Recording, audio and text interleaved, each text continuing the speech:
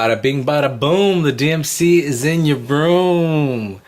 Thanks for tuning in and checking out this new dial that I just built.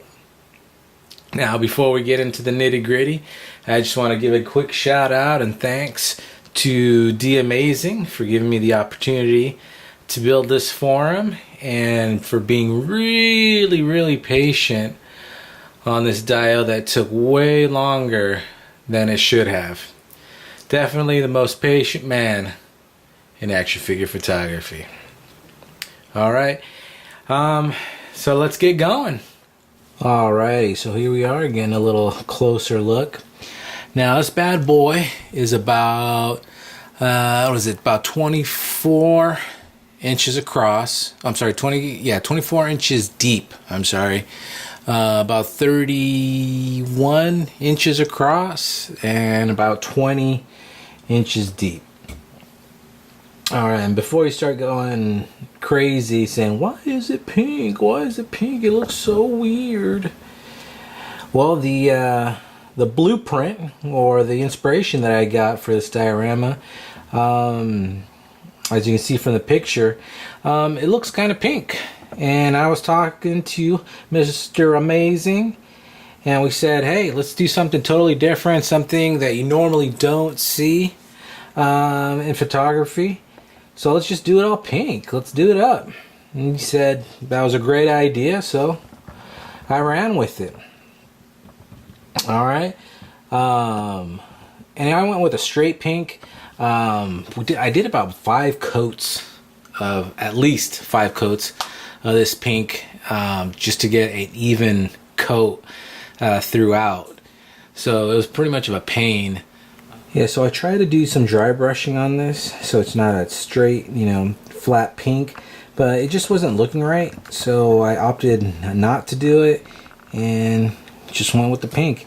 So I did, like I said, I did about 5 coats of it just because it was being a real pain in the ass.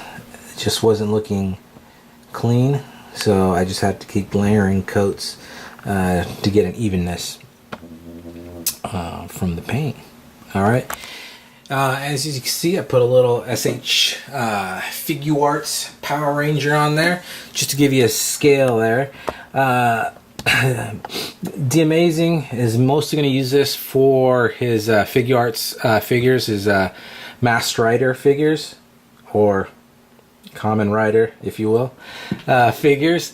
So, it's a little bit smaller for than Marvel Legends, but this could work for Legends also if you wanted to do that. I think the scale works pretty well. Alright, so let's look at some of this stuff. It's all fully magnetized for the most part. This magnets. Now this is just a random piece of tech. From the pictures, it was over here. I don't know, it just looked weird. I didn't like it, so I decided not to put it there and just have it a random piece you can put throughout the dial. So we got this here. It's magnetized also, so you can move this around. You can take it off or just move it around. Up to you. Just to give it more versatility. Okay, let's go to this other side real quick.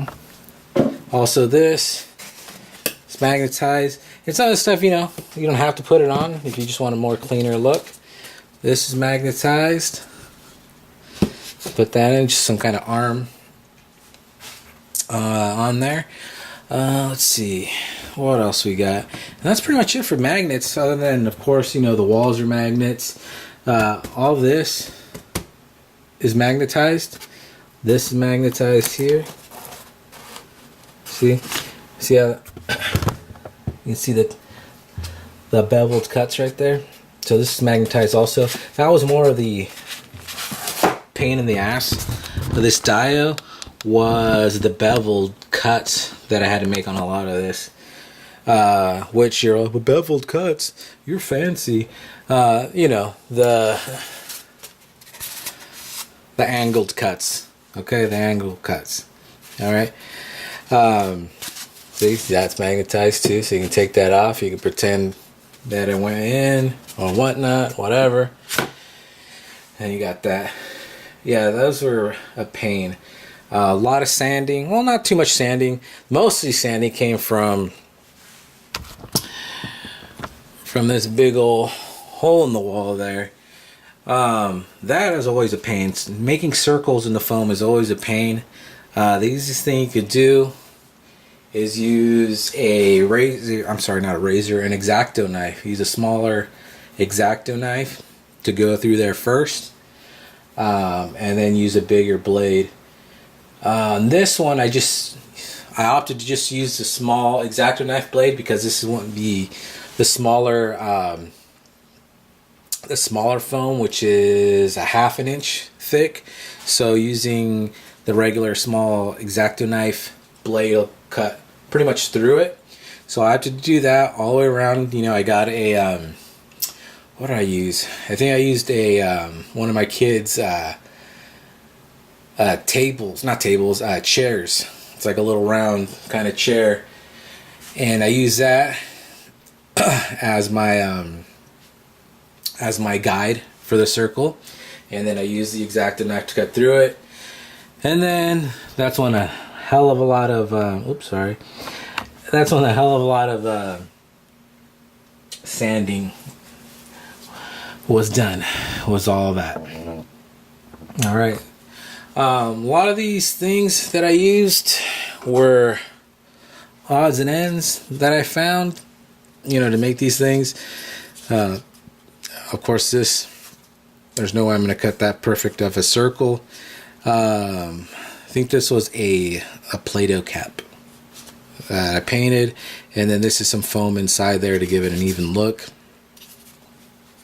Yeah, mostly this is probably, say, what, 75% foam, and then these are just you know, random bits here and there.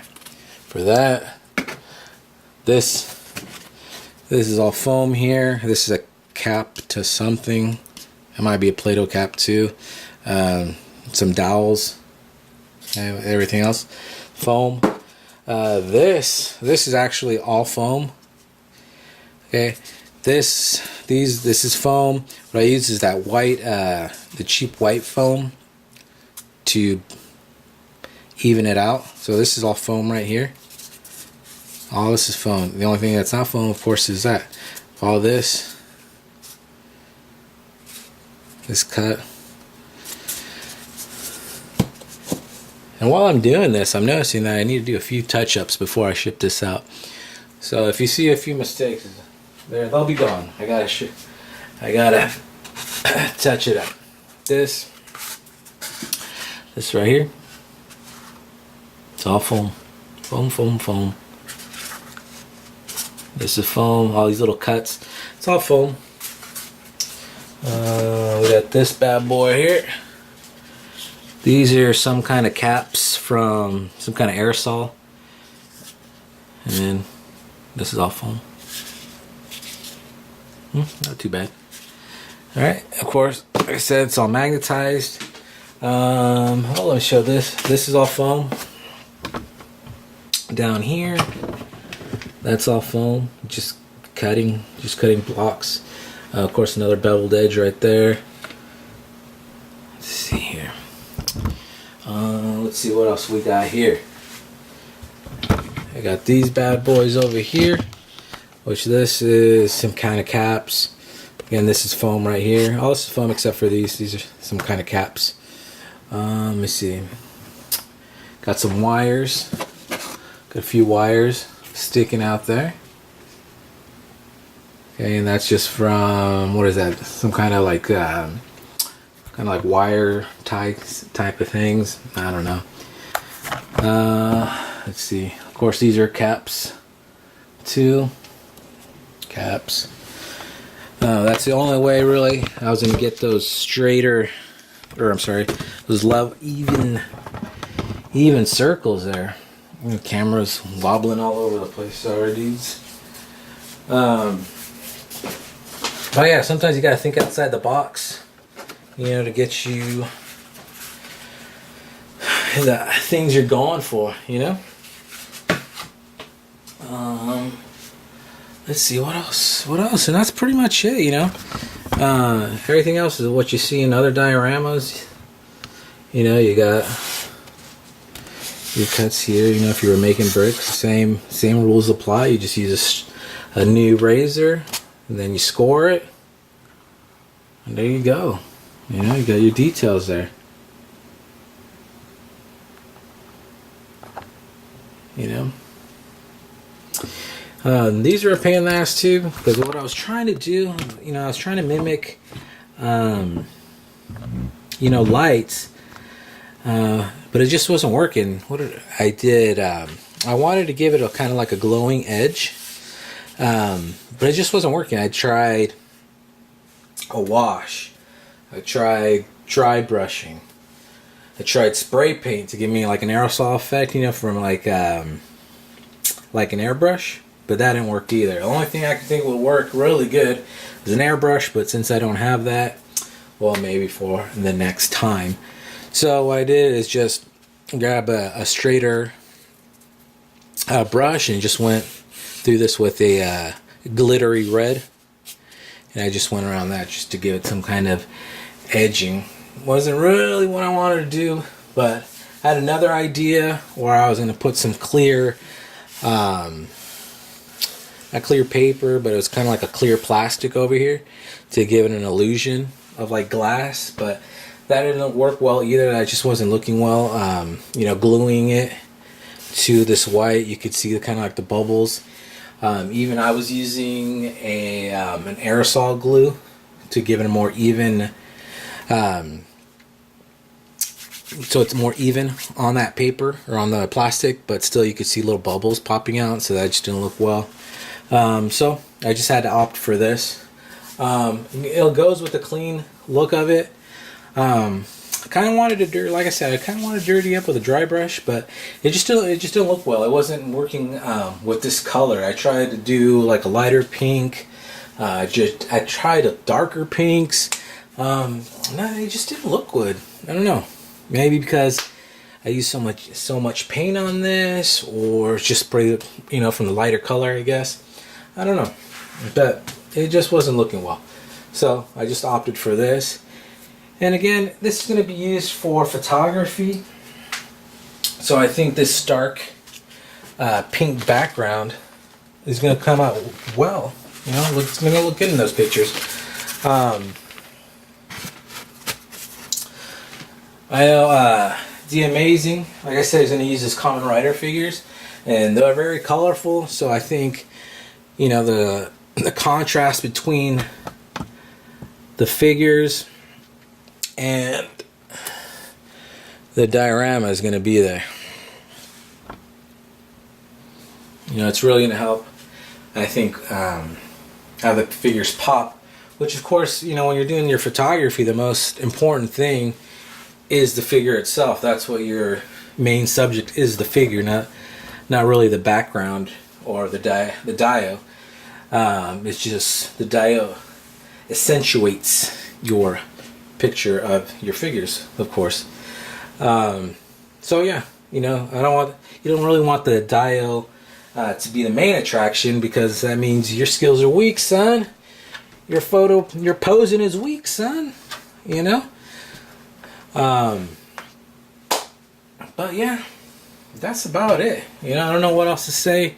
Other than, you know, make sure you follow The Amazing. His information will be in the links below, because how else are you going to see this bad boy in action?